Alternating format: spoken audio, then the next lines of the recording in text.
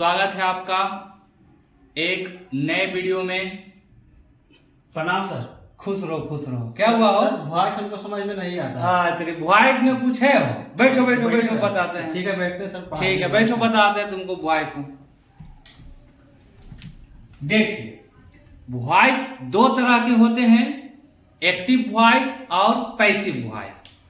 तो जब कोई काम सब्जेक्ट के द्वारा किया जाएगा तो वो एक्टिव वॉइस रहेगा, और जब कोई काम ऑब्जेक्ट के द्वारा किया जाएगा तो वो पैसिव वॉइस रहेगा। इसका सिंपल सा रूल देखिए क्या है। एक्टिव वॉइस में हमारा जो स्ट्रक्चर रहेगा वो रहेगा सब्जेक्ट, फिर वर्ब और रहेगा ऑब्जेक्ट। लेकिन जब हम इसका पैसिव वॉइस बनाएंगे तो इस ऑब्जेक्ट को बना देना है हमको सब्जेक्ट, फिर हमको हेल्पिंग वर्ब का इस्तेमाल करना है रूल के अनुसार जो भी लगने वाला रहेगा। उसके बाद सारे वर्ब को बदल देना है V3 में। उसके बाद हम लोग प्रयोग करेंगे बाई का, और सब्जेक्ट बदल जाएगा हमारा ऑब्जेक्ट में। यानी जो ऑब्जेक्ट रहेगा वो सब्जेक्ट में, और जो सब्जेक्ट रहेगा वो ऑब्जेक्ट में। इसको बदलने का बिल्कुल आसान तरीका क्या याद रखना है आपको, कि अगर नाम रहेगा तो नाम को नहीं बदलना है, लेकिन अगर प्रोनाउन आ गया तो आई का मी, देखिए I, we, you, he, she, it, they, ये सब है सब्जेक्ट। अब me, us, you, him, her, it, them, ये सब है ऑब्जेक्ट। तो जब यहां मी लिखा हुआ रहेगा तो आगे आके बन जाएगा आई। जब हम लोग वॉइस सीखते हैं तो पहला पोर्शन आता है टेंस, कि टेंस वाले को किस प्रकार बदला जाए। तो आपको टेंस वाले में केवल इतना ही याद रखना है कि अगर आपके पास V1 या V5 रहेगा तो आप लोगों को बनाना है इज, एम, आर से। अगर आपके पास V2 रहेगा तब बनाना है वाज या वर से। अगर आपके पास हैव, हैज या हैड रहेगा तब बनाना है बीन से। और अगर आपके पास V4 रहेगा तब बनाना है आपको बीइंग प्लस V3 से। आपको केवल ये 4 रूल याद रखना है। यही 4 रूल से आपका पूरा टेंस वाला वॉइस बन जाएगा। अब इसको देखिए बनाने के लिए क्या एग्जांपल ले लेते हैं एक। जैसे अगर हमारे पास लिखा हुआ रहेगा कि अगर लिखा हुआ रहेगा हमारे पास आई हेल्प यू। अब देखिए यहां आ गया है V1, हेल्प हमारा V1 है। अब इसका जब हमको वॉइस बनाने के लिए कहेगा तो देखिए V1 या V5 रहेगा तो बनाना है इजमार से। तो पहला काम है ऑब्जेक्ट को बनाएंगे सब्जेक्ट। तो ऑब्जेक्ट हमारे पास जो है यू, तो यहां लिख देंगे यू। अब यू के साथ यहां देखिए V1 या V5 में लगता है इजमार, तो यू के साथ लगेगा आर। फिर चाहिए हमको V3, तो हेल्प का V3 हो जाता है हेल्प्ड। उसके बाद देखिए चाहिए बाई, और आई का ऑब्जेक्टिव केस हो जाएगा मी। तो ये 4 रूल। अगर V2 रहता है यहां पर तो आर के जगह वाज बेयर हो जाता। अगर हैव हैज आ जाएगा तो हैव हैज हैड के बगल में बीन लगा देंगे। और अगर V4 आ जाएगा तो हम लोग बीइंग प्लस V3 का प्रयोग करेंगे। एक एक एग्जांपल सबको लेकर समझते हैं।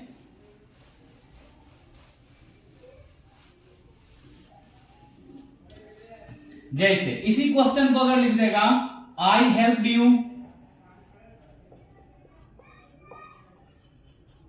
अब यहां देखिए V2 आ गया। V2 आ गया तो हमको बनाना है वाज या वर से। पहला काम है ऑब्जेक्ट को बनाना है सब्जेक्ट यू। V2 आ गया तो यू के साथ वाज बेयर में यू के साथ वेर, और फिर हेल्प का V3 भी होता है हेल्प्ड। फिर आ जाएगा बाई, और वाई का हो जाएगा मी। दूसरा इसमें याद रखना है कि जब यहां हैव हैज हैड आ जाए, जैसे लिखा हुआ रह गया आई हैव हेल्प्ड यू, तब क्या बनेगा, तब फिर हम लोग यू को आगे लाएंगे तो हो जाएगा यू, फिर लगेगा हैव। अब यहां देखिए लिखा हुआ हैव हैज हैड आएगा तो लगाना है बी, तो हो जाएगा यू हैव बी, फिर V3 लिख देंगे तो हो जाएगा हेल्प्ड। और फिर आई का बन जाएगा मी। अब एक एग्जाम्पल और बचा है V4 वाला, कि जब V4 रहेगा तब हम लोग किस प्रकार से बनाएंगे। तो जब भी आपके पास V4 आएगा तो हम लोगों को बीइंग लगाकर बनाना है। जैसे देखिए इसमें समझेंगे, अगर आ गया कि आई एम हेल्पिंग यू, तो चूंकि हेल्पिंग में ING लगा हुआ है तो V4 है, तो सबसे पहले लिखेंगे यू को, यू हो जाएगा, यू के साथ लगेगा आर। फिर इसमें देखिए V4 आ गया है तो लिखेंगे बी। फिर चाहिए हमको V3, तो हेल्प का V3 हो जाएगा हेल्प्ड। फिर आएगा बाई और वाई का हो जाएगा मी।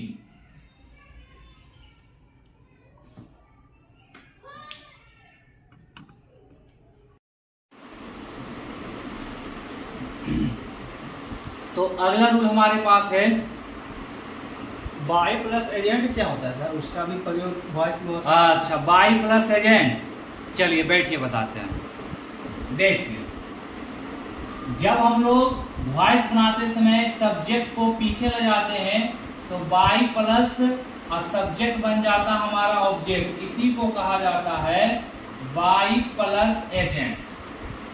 तो कहां कहां हम लोग बाई प्लस एजेंट का प्रयोग नहीं करेंगे, तो याद रखना है कि अगर वैसा सब्जेक्ट दिया रहे एक्टिव वॉइस में जिससे पता चल जाए कि दिए गए काम को इसी के द्वारा किया जा सकता है, तो हम लोग उसमें बाई प्लस एजेंट का प्रयोग नहीं करेंगे। जैसे देखिए, चोर को पकड़ने का काम है पुलिस को, तो बाई द पुलिस का प्रयोग नहीं करेंगे।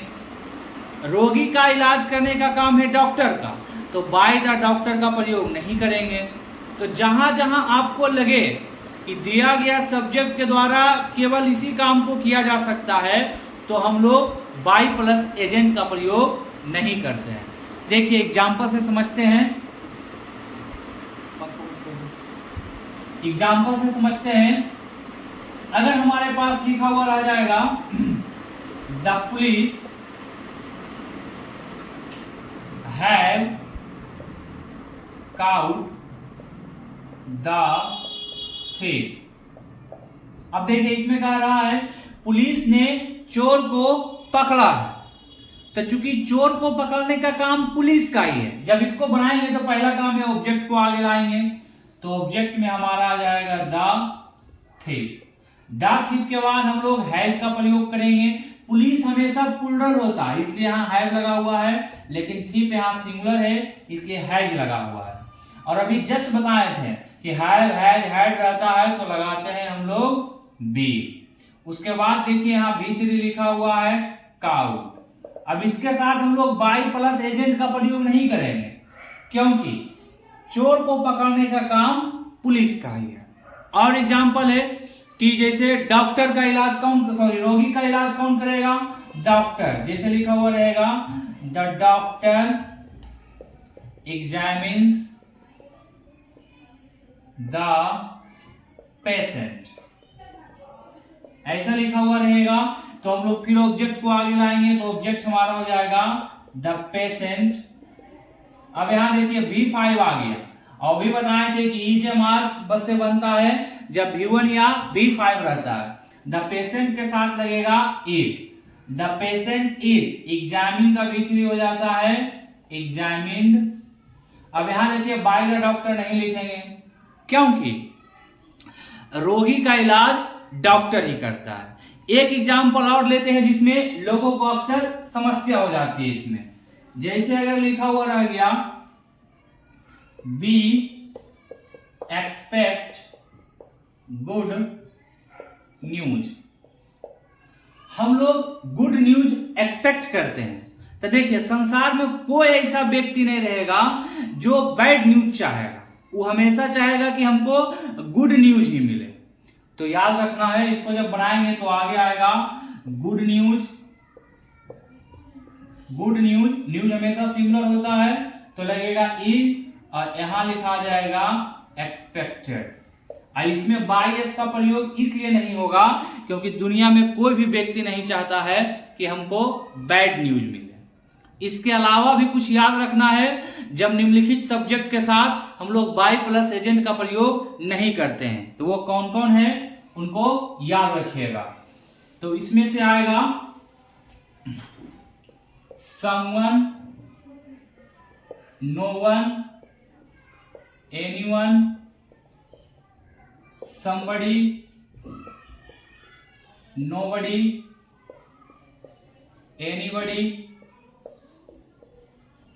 people। ये सब जब आ जाता है तो इन सब के साथ भी हम लोग पैसिव वॉइस बनाते समय बाई प्लस एजेंट का प्रयोग नहीं करते हैं।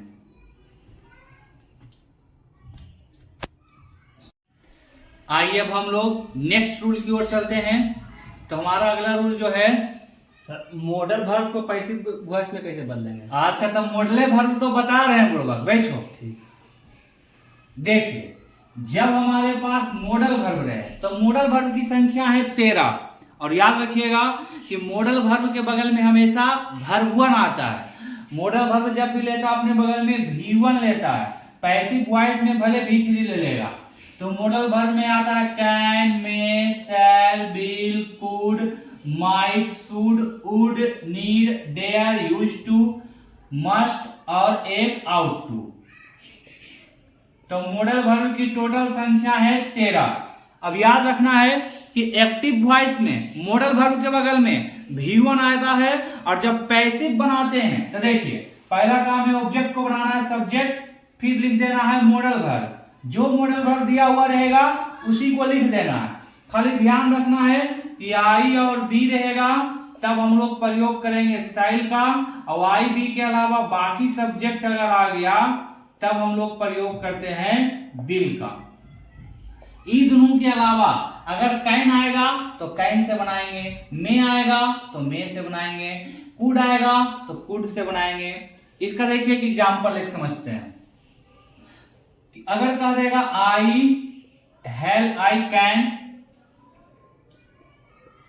कैन हेल्प यू, अब इसका बनाना हमको पैसिव वॉइस। तो कैन देखिए हमारा मॉडल वर्ब है, इसके लिए आपको मॉडल वर्ब अच्छे से याद रखना पड़ेगा कि मॉडल वर्ब की संख्या 13 है, नहीं तो आप लोग गड़बड़ा दीजिएगा। तो आगे देखिए आएगा यू के साथ फिर लगाएंगे कैन। अब कैन देखिए मॉडल वर्ब मिला, पैसिव बना रहे हैं तो बगल में चाहिए बी। बस दिमाग में इतने फिट करना है आपको कि मॉडल वर्ब रहे तो बी से बनाना है पैसिव वॉइस। तो यू कैन बी, हेल्प का भीतरी हो जाएगा हेल्प, फिर आएगा बाई और वाई का हो जाएगा मी। और एग्जांपल ले सकते हैं, खाली आपको ध्यान रखना है कि मॉडल वर्ब आया है तो मॉडल वर्ब के बगल में बी लगाकर हम लोग पैसिव फॉर्म बनाएंगे। देखिए एक एग्जांपल और लेते हैं। अगर हमारे पास क्वेश्चन आ गया यू विल हेल्प मी, तो देखिए पहला है मी के बदले, तो मी के बदले हो जाता है आई, और भी लिखा दिए थे कि आई बी के साथ लगाना है शैल, तो यहां लिखाएगा शैल। अब मॉडल वर्ब आ गया तो बगल में चाहिए बी, तो हो जाएगा बी। हेल्प का भी थ्री चाहिए तो हो जाएगा हेल्प्ड, फिर चाहिए बाई तो यू का हो जाएगा यू। ये हो गया। मॉडल वर्ब से एक रूल और आता है, मॉडल वर्ब प्लस हैव। उसको कैसे बनाना है तो याद रखिएगा, जब भी आपके पास मॉडल वर्ब प्लस हैव आ जाए तो इसके साथ आता है V3। तो इसका जब हम लोग पैसिव बनाते हैं तो मॉडल वर्ब के बगल में जब हैव आएगा तो उसके बगल में हम लोग बीन का प्रयोग कर रहे हैं। और वैसे भी पीछे रूल था कि कहीं पर भी हैव आ जाए, हैज आ जाए या हैड आ जाए तो पैसिव फॉर्म हम लोग बीन से बनाते हैं। तो मॉडल वर्ब के साथ अगर हैव आया तो याद रखना है पैसिव फॉर्म बनाते समय हम लोग बीन का प्रयोग करेंगे। जैसे देखिए एग्जांपल में ले सकते हैं, I should have read the Ramayana. तो फिर ऑब्जेक्ट आएगा आगे, देखिए रामायण नाउन है तो नहीं बदलेगा, तो रामायण के बदले हो जाएगा रामायण। तो आगे आएगा दी रामायणा। फिर देखिए मॉडल वर्ब आ गया है तो मॉडल वर्ब लिख देंगे। अगर यहाँ पर हैव नहीं रहता तो बना देते बी से, लेकिन जब हैव आ गया है तो हम लोग बनाएंगे बीन से। तो यहाँ फिर आएगा हैव, अब फिर लिखेंगे be. The Ramayana should have been. अब V3 आ गया हमारा। फिर उसके बाद फिर प्रयोग करेंगे बाई का, और बाई का ऑब्जेक्टिव केस हो जाएगा मी। तो मॉडल वर्ब का इतना ही रूल है।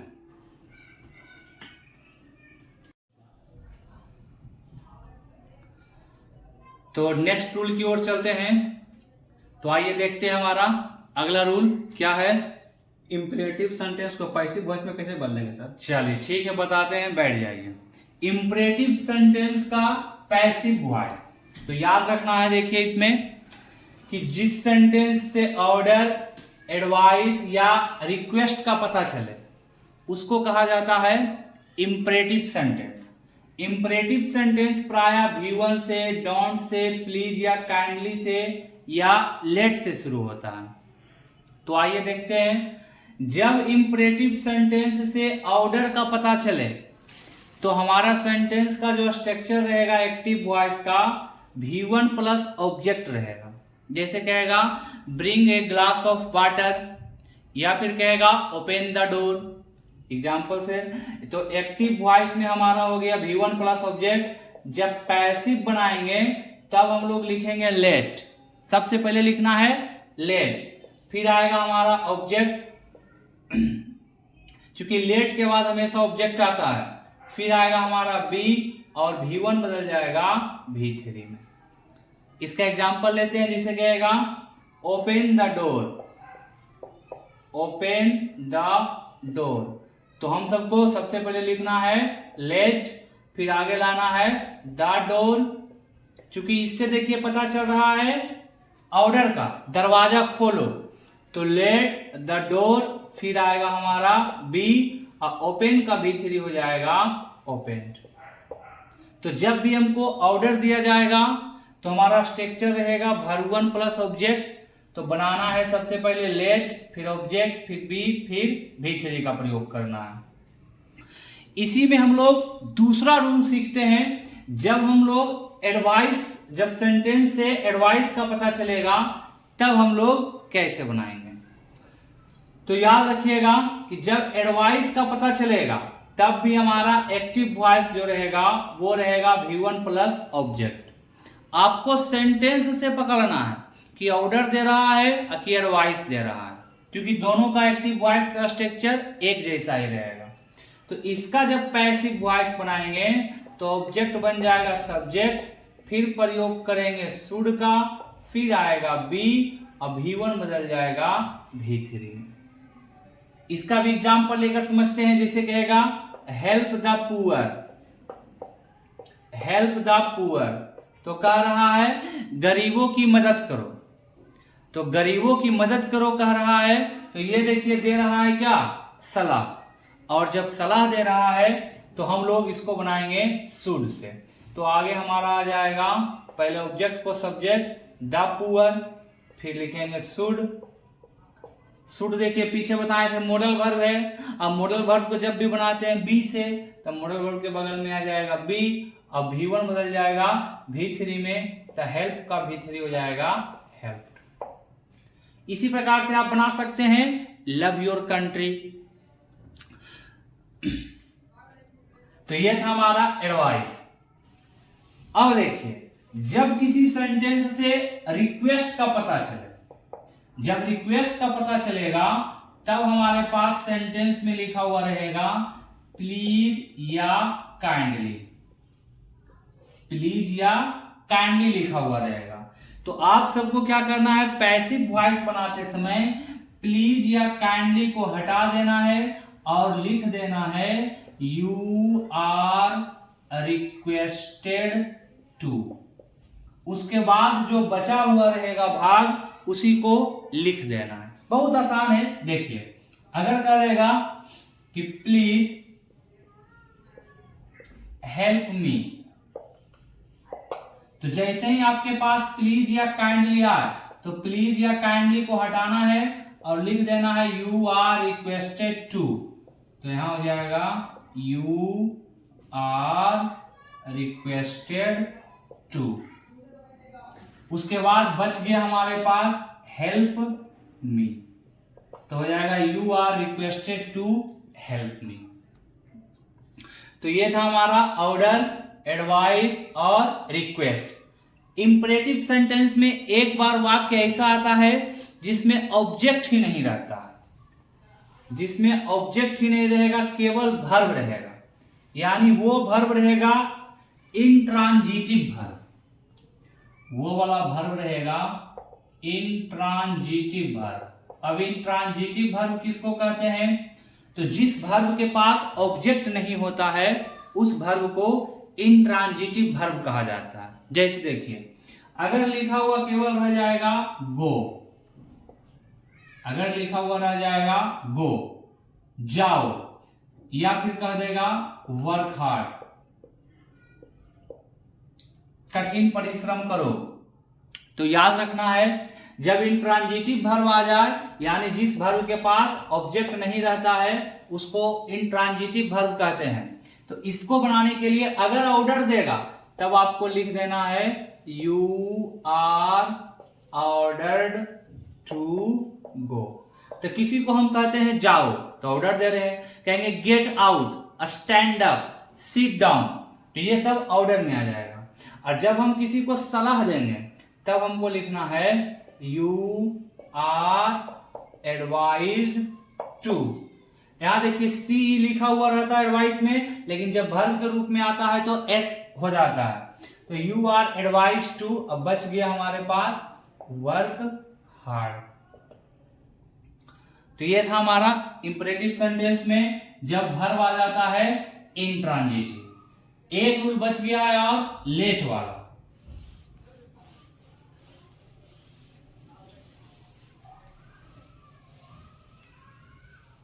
देखिए, जब हमारे पास इंपरेटिव सेंटेंस में सेंटेंस की शुरुआत लेट से हो, एक्टिव वॉइस में लेट रहे, ऑब्जेक्ट फर्स्ट रहे, वर्ब रहे और ऑब्जेक्ट सेकेंड हो जाए, यानी सेंटेंस की शुरुआत लेट से हो और ऑब्जेक्ट की संख्या 2 हो, तब हम लोग पैसिव बनाते समय क्या करेंगे? लेट के बदले लेट लिखेंगे, ऑब्जेक्ट 2 को आगे लाएंगे, फिर बी का प्रयोग करेंगे, V1 को V3 में बदलेंगे, उसके बाद बाई का प्रयोग करेंगे और ऑब्जेक्ट फर्स्ट को सबसे अंत में लिखेंगे। हमेशा याद रखना है कि लेट के बाद जब भी हम लोग प्रयोग करते हैं तो ऑब्जेक्टिव केस का प्रयोग करते हैं। जैसे देखिए कहेगा let him complete the work. अब यहां देखिए एक ऑब्जेक्ट आया हिम, एक ऑब्जेक्ट आ गया द वर्क। इसको जब बनाएंगे तो लेट के बदले आ जाएगा पहले लेट, फिर सेकेंड ऑब्जेक्ट को आगे लाना है तो हो जाएगा द वर्क। इसके बाद हम लोग को प्रयोग करना है बी का, फिर प्रयोग करना है V3 का, तो कंप्लीट का V3 हो जाता है कंप्लीटेड, फिर प्रयोग करेंगे बाई का और जो पहला ऑब्जेक्ट है वो चला जाएगा लास्ट में। इसी में एक रूल आपको और याद रखना है, अगर एक ही ऑब्जेक्ट आ जाए, जैसे कहेगा लेट अस डांस, और इसका कहेगा पैसिव वॉइस बनाने के लिए, तब हम इसको बनाते समय चूंकि इसमें ऑब्जेक्ट की संख्या एगो है अस, तो इसके लिए हम लोग सबसे पहले लिखते हैं इट इज सजेस्टेड दैट। उसके बाद हम लोग सब्जेक्ट का प्रयोग करते हैं तो अस का हो जाता है बी, फिर हमारे पास आएगा इसमें शुड और फिर V1 आ जाएगा डांस, तो हमारा बन जाएगा it is suggested that be should dance. तो ये था हमारा इंपरेटिव सेंटेंस का पैसिव वॉइस बनाने का नियम। नेक्स्ट रूल की ओर चलते हैं, तो आइए देखते हैं अगला रूल हमारा। सब कुछ तो समझ में आ ही रहा है सर, तो इंट्रोगेटिव सेंटेंस को पैसिव वॉइस में कैसे बदलेंगे? अच्छा देखिए, अब इंट्रोगेटिव का ही बता रहे हैं, चलिए बैठ के बताते हैं। देखिए इंट्रोगेटिव सेंटेंस का पैसिव वॉइस कैसे बनाएंगे। तो सबसे पहले याद रखना है कि इंट्रोगेटिव सेंटेंस दो तरह का होता है। एक तो हेल्पिंग वर्ब आगे रहेगा और एक में WH वर्ड आगे रहेगा। तो पहले सीखेंगे हम लोग हेल्पिंग वर्ब आगे रहेगा, तब कैसे बनाएंगे। हेल्पिंग वर्ब में आपको बता देते हैं, अभी जस्ट लिखाए थे पूरा मॉडल वर्ब। तो हेल्पिंग वर्ब में हमारा पूरा मॉडल वर्ब आएगा, 13 जिसकी संख्या थी। फिर बी का फॉर्म आएगा इज, एम, आर या वाज या वर। फिर हैव का फॉर्म आएगा हैव, हैड और हैड। और डू का फॉर्म आएगा डू, डज, डिड। ये 24 को हेल्पिंग वर्ब 13 को और ये 11 को कुल मिलाकर कहलाता है, सॉरी मॉडल वर्ब 13 को और ये 11 को कुल मिलाकर 24 को हेल्पिंग वर्ब बन जाता है। और इसमें आपको ध्यान देने वाली बात क्या रहेगी कि जब आपके पास डू या डज आएगा तब बनाना है इज, एम, आर में, यानी डू डज को बदल देना है इज, एम, आर में। और अगर आपके पास डिड आएगा तो डिड को बदल देना है वाज या वर में। अब देखिए इसका स्ट्रक्चर जो है, यहां पर जो हम वर्ब लिखे हैं वो V1 भी हो सकता है, V2 भी हो सकता है, V3 भी हो सकता है, V4 भी हो। V2 तो होगा नहीं क्योंकि डिड जब लग जाएगा तो हमेशा V1 आएगा। तो अगर यहां पर आ गया V4 तो V4 आएगा तो बीइंग लगाना है सब्जेक्ट के बाद, नोट की आवश्यकता पड़ेगा तो सब्जेक्ट के बाद।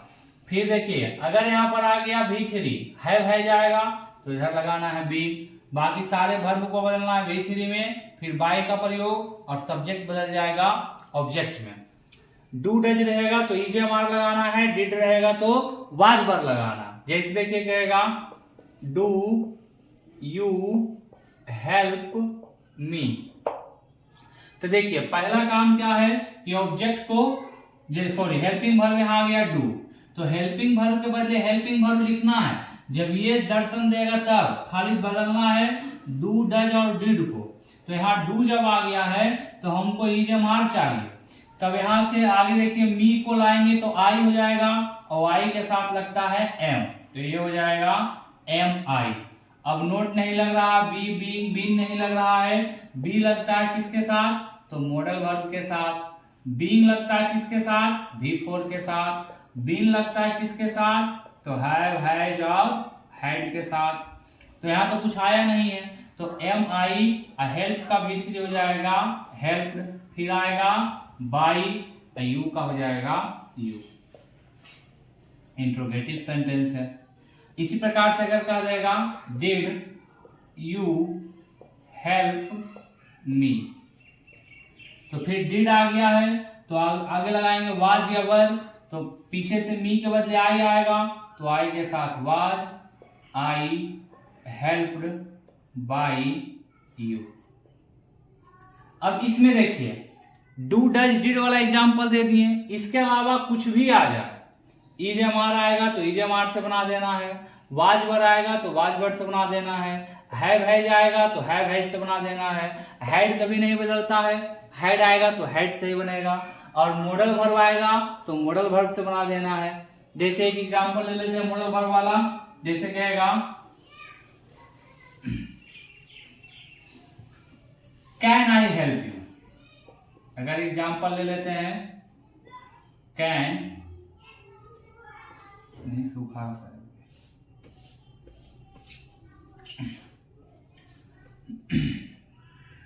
मॉडल वर्ब को आगे करते हैं कैन आई हेल्प यू। तो देखिए आई के साथ भी कैन, कैन कभी नहीं बदलेगा, यू के साथ भी कैन, तो कैन के बदले कैन, पीछे से आगे आएगा यू। अब चूंकि मॉडल वर्ब आ गया है तो मॉडल वर्ब को बनाते हैं बी से, तो यू के बगल में लगेगा बी। हेल्प का V3 हो जाएगा हेल्प्ड, फिर हो जाएगा बाय और वाई का हो जाएगा मी। अब जब हमारे पास WH वर्ड आएगा, ये था हमारा हेल्पिंग वर्ब आगे रहेगा, तब अगर हमारे पास WH वर्ड आगे आ जाए तब हम लोग पैसिव किस प्रकार से बनाएंगे। जितना भी रूल पढ़ाया गया है सबको आप लोग कॉपी में नोट कर सकते हैं, ताकि जब रिवीजन करने की बात आए तो या तो दोबारा वीडियो देखना पड़ेगा, फिर नहीं तो आप अपने कॉपी से रिवीजन कर सकते हैं।